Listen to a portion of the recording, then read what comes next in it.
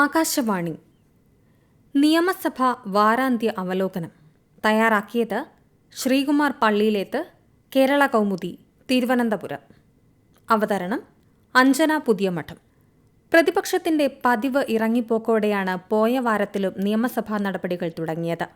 പോലീസുകാരുടെ വർദ്ധിച്ചുവരുന്ന ആത്മഹത്യയെക്കുറിച്ച് കോൺഗ്രസ് അംഗം PC വിഷ്ണുനാഥാണ് അടിയന്തര പ്രമേയത്തിന് നോട്ടീസ് നൽകിയത്. 5 വർഷത്തിനിടെ 88 പോലീസുകാർ ആത്മഹത്യ ചെയ്തിട്ടും സേനയുടെ അംഗബലം കൂട്ടി അവരുടെ ജോലിഭാരം കുറയ്ക്കാൻ സർക്കാർ നടപടിയെടുക്കുന്നില്ലെന്നതാണ് വിഷ്ണുനാഥ് ഉന്നയിച്ച പ്രധാന കാര്യം. 6 ദിവസത്തിനകം 5 പോലീസുകാർ ആത്മഹത്യ ചെയ്തെന്നും പുതിയ പദ്ധതികൾ പ്രഖ്യാപിച്ചാലും പഴയ അംഗബലമേ പോലീസിലുള്ളൂവെന്നും അദ്ദേഹം വിശദമാക്കി. ജീവനൊടുക്കിയ ജോബിദാസ് എന്ന പോലീസുകാരന്റെ ആത്മഹത്യാക്കുറിപ്പും സഭയിൽ വായിച്ചു. ക്രിമിനലുകൾക്ക് രാഷ്ട്രീയ സംരക്ഷണം നൽകുമ്പോൾ പോലീസുകാർക്കുമേൽ അമിത സമ്മർദ്ദമാണുണ്ടാകുന്നതെന്ന പ്രതിപക്ഷ നേതാവ് VD സതീശനും ഇതോടൊപ്പം അഭിപ്രായപ്പെട്ടു. എന്നാൽ പോലീസിലെ ആത്മഹത്യയ്ക്കുള്ള കാരണങ്ങളിൽ കൂടുതലും കുടുംബ സാമ്പത്തിക ആരോഗ്യ പ്രശ്നങ്ങളാണെന്ന് മുഖ്യമന്ത്രി പിണറായി വിജയൻ മറുപടി നൽകി. ഇത്തരത്തിലുള്ള ആത്മഹത്യാ പ്രവണത കുറയ്ക്കുന്നതിന് നടപടിയെടുക്കും.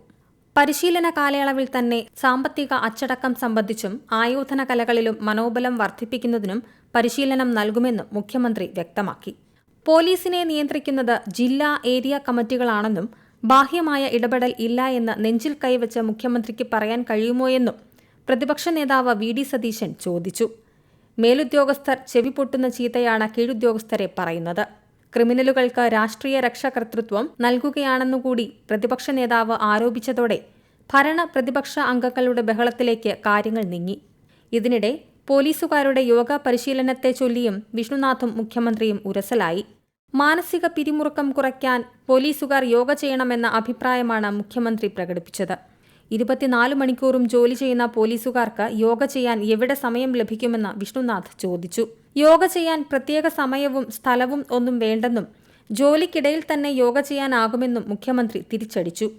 അടിയന്തര പ്രമേയത്തിന് അനുമതി നിഷേധിച്ചതോടെ പ്രതിപക്ഷം ഇറങ്ങിപ്പോയി. തീരദേശ പഞ്ചായത്തുകളുടെ വികസനത്തിന് തീരദേശ പരിപാലന നിയമത്തിൽ സമഗ്ര മാറ്റം വരുത്തേണ്ടതിന്റെ ആവശ്യകതയിലേക്ക് രമേശ് ചെന്നിത്തല ശ്രദ്ധ ക്ഷണിച്ചു.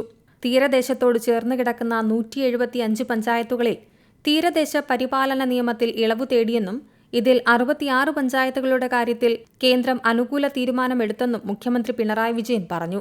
സംസ്ഥാനത്തെ വന്യജീവി ആക്രമണ പ്രശ്നം വനം മന്ത്രി രാജിവെച്ചതുകൊണ്ടോ വന്യജീവികളെ വെടിവെക്കാൻ ഉത്തരവിട്ടതുകൊണ്ടോ തീരുന്നതല്ലെന്ന് മന്ത്രി AK ശശീന്ദ്രൻ ധനാഭ്യർത്ഥന ചർച്ചയ്ക്കുള്ള മറുപടിയിൽ വ്യക്തമാക്കി. കേന്ദ്ര നിയമത്തിലാണ് മാറ്റം വരുത്തേണ്ടത്. പുത്തൂർ സുവോളജിക്കൽ പാർക്ക് ഈ വർഷം തന്നെ തുടങ്ങും. പെരുവങ്ങാമൂഴി സഫാരി പാർക്കിനുള്ള നടപടികൾ ത്വരിതപ്പെടുത്തും. കോട്ടൂർ ആന പരിപാലന കേന്ദ്രം ലോകോത്തര നിലവാരത്തിലാക്കുമെന്നും മന്ത്രി പറഞ്ഞു. സംസ്ഥാനത്ത് പക്ഷിപ്പനി പിടിവിട്ട് കുതിക്കുകയാണെന്ന് മൃഗസംരക്ഷണ വകുപ്പ് മന്ത്രി J. ചിഞ്ചുറാണി ധനാഭ്യർത്ഥന ചർച്ചയ്ക്ക് മറുപടിയായി അറിയിച്ചു. വളർത്തുപക്ഷികൾക്ക് പുറമെ പ്രാവിനും മയിലിനും കാക്കയ്ക്കും കൊക്കിനും വരെ പക്ഷിപ്പനി പിടിക്കുന്ന സ്ഥിതിയാണ്. കഴിഞ്ഞ വേനലിൽ രോഗബാധിതമായി സംസ്ഥാനത്ത് കന്നുകാലികൾ നഷ്ടമായതും രോഗമുണ്ടായതുമായ കേസുകളിൽ കർഷകർക്കെല്ലാം കൂടി 4.23 കോടി രൂപ നഷ്ടപരിഹാരമായി വിതരണം ചെയ്തിട്ടുണ്ട്. മീറ്റ് പ്രൊഡക്ട്സ് കേരളയുടെ 250 പുതിയ ഔട്ട്ലെറ്റുകൾ ഈ വർഷം തുറക്കുമെന്നും മന്ത്രി ചിഞ്ചുറാണി പറഞ്ഞു. 2024 കേരള നികുതി വസൂലാക്കൽ ഭേദഗതി ബില്ലും സഭ പരിഗണിച്ചു. 20 ലക്ഷം രൂപ വരെയുള്ള ജപ്തി നടപടികൾ താൽക്കാലികമായി നിർത്തിവെക്കാൻ സംസ്ഥാന സർക്കാരിന് അധികാരം നൽകുന്ന നിയമ ഭേദഗതി റവന്യൂ മന്ത്രി K. രാജനാണ് അവതരിപ്പിച്ചത്. മനസാക്ഷിയില്ലാത്ത ജപ്തി നടപടിക്കിരയായി ആത്മഹത്യ വരെ ചെയ്യുന്ന ദയനീയ സാഹചര്യം ഒഴിവാക്കാനും നിസ്സഹായരായ പാവപ്പെട്ടവർക്ക് ആശ്വാസം നൽകാനും കഴിയുമെന്നതാണ് നിയമ ഭേദഗതിയുടെ സവിശേഷത. ഇത് സബ്ജക്ട് കമ്മിറ്റിക്ക് വിട്ടു.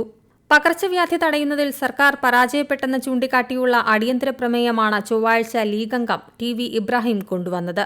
മാലിന്യ സംസ്കരണവും ശുചീകരണ പ്രവർത്തനവും ശരിയായ രീതിയിൽ നടത്തിയില്ലെന്നും കേരളം പനി പിടിച്ചു കിടക്കുകയാണെന്നും ഇബ്രാഹിം ചൂണ്ടിക്കാട്ടി. പൊതുജനാരോഗ്യത്തെ സംബന്ധിച്ച കാര്യങ്ങൾ പറയുമ്പോൾ ആരോഗ്യമന്ത്രി വ്യക്തിപരമായി എടുക്കേണ്ടെന്ന് പ്രതിപക്ഷ നേതാവ് VD സതീശനും പറഞ്ഞു. പകർച്ചവ്യാധികൾ നിയന്ത്രിക്കുന്നതിൽ സർക്കാർ കാര്യക്ഷമമായ ഇടപെടലുകൾ നടത്തിയെന്ന് മന്ത്രി വീണ ജോർജ് വ്യക്തമാക്കി. 2023-24 പല രാജ്യങ്ങളിലും ഡെങ്കിപ്പനി പൊട്ടിപ്പുറപ്പെട്ടെങ്കിലും കൃത്യമായ ഇടപെടൽ മൂലം സംസ്ഥാനത്ത് പടർന്നു പിടിച്ചില്ലെന്ന് മന്ത്രി പറഞ്ഞു. മലബാറിൽ മഞ്ഞപ്പിത്തം പടർന്നപ്പോൾ അതിന്റെ കാരണങ്ങൾ കണ്ടെത്തി നടപടികൾ സ്വീകരിച്ചു. കേരളത്തിൽ ഇപ്പോൾ പനിയിലും മറ്റ് പകർച്ചവ്യാധിയിലും ആശങ്കയുളവാക്കുന്ന സ്ഥിതിയില്ലെന്നും മന്ത്രി വ്യക്തമാക്കി. തിരഞ്ഞെടുപ്പ് കമ്മീഷന്റെ വിലക്ക് ഉണ്ടായിരുന്നതിനാൽ പല യോഗങ്ങളും നടത്താനായില്ലെന്ന് മന്ത്രി MP രാജേഷും അറിയിച്ചു. എന്നാൽ മഴക്കാല പൂർവ്വ ശുചീകരണത്തിന് വിലക്കുണ്ടായിരുന്നില്ലെന്ന് വി.ഡി. സതീശൻ പറഞ്ഞു. പ്രമേയത്തിന് അവതരണാനുമതി നിഷേധിച്ചതോടെ പ്രതിപക്ഷം ഇറങ്ങിപ്പോയി. മലബാറിലെ ട്രെയിൻ യാത്രാ ദുരിതം പരിഹരിക്കാൻ ദക്ഷിണ റെയിൽവേ ഉദ്യോഗസ്ഥരുമായി ചർച്ച നടത്തുമെന്ന് വടക്കേ മലബാറിലെ ട്രെയിൻ യാത്രാക്ലേശവുമായി ബന്ധപ്പെട്ട ഇ.കെ. വിജയൻ കൊണ്ടുവന്ന ശ്രദ്ധ ക്ഷണിക്കലിന് മറുപടിയായി മന്ത്രി വി. അബ്ദുറഹിമാൻ വ്യക്തമാക്കി. യാത്രക്കാരുടെ വർധനയ്ക്കനുസരിച്ച് പുതിയ ട്രെയിൻ സർവീസുകൾ ഉണ്ടാവുന്നില്ലെന്നും ഇതെല്ലാം ഉദ്യോഗസ്ഥരുടെ ശ്രദ്ധയിൽപ്പെടുത്തുമെന്നും മന്ത്രി അറിയിച്ചു. കേരളത്തിന്റെ കടൽത്തീര സംരക്ഷണത്തിന് തീരദേശ മാനേജ്മെന്റ് പ്ലാൻ തയ്യാറാക്കുമെന്ന് മന്ത്രി റോഷി അഗസ്റ്റിനും 32 നദികളിൽ നിന്നും മണലെടുക്കാനുള്ള നടപടികൾ വൈകിയത് കേന്ദ്ര ഹരിത ട്രൈബ്യൂണൽ ഇടപെട്ടതോടെയാണെന്ന് റവന്യൂ മന്ത്രി കെ. രാജനും അറിയിച്ചു. അനൂപ് ജേക്കബിന്റെ ശ്രദ്ധ ക്ഷണിക്കലിനുള്ള മറുപടിയിലാണ് ഇക്കാര്യം വ്യക്തമാക്കിയത്.